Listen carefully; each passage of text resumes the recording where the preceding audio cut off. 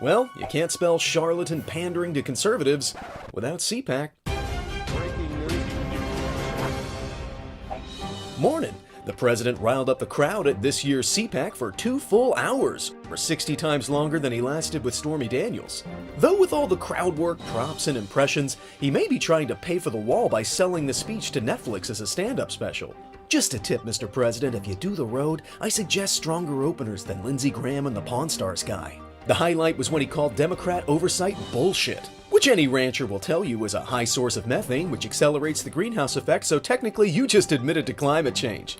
And John Bolton went on national television to say this. The president takes him at his word. No, I know he does, but what about you? My opinion doesn't matter. I hope someone samples that and turns it into a nice house beat. My opinion doesn't matter. My opinion doesn't matter. My opinion doesn't matter. My opinion doesn't matter. I'm not saying the case for impeachment is an uphill battle, but for some reason I can't get the movie Perfect Storm out of my head. The Democrats have requested documents from 81 associates of the Trump administration, treating his crimes like an Air Force One KFC bucket. They're gonna get to the bottom of it. So after Mueller's indictments and subpoenas, your plan is to ask politely? Weakest witch hunt ever. We formally request at your convenience any and all documentation that you may or may not possess that would implicate you in sorcery, witchcraft, or other magical malfeasance. Apologies for the disruption, what. Former acting AG Matt Whitaker has left the Justice Department, marking the end of an era. I, for one, will miss the way your appointment raised concerns of a constitutional crisis, the way you deodorize and disinfect, the way you hunch before your special attack, and the way you show Daredevil the true meaning of pain.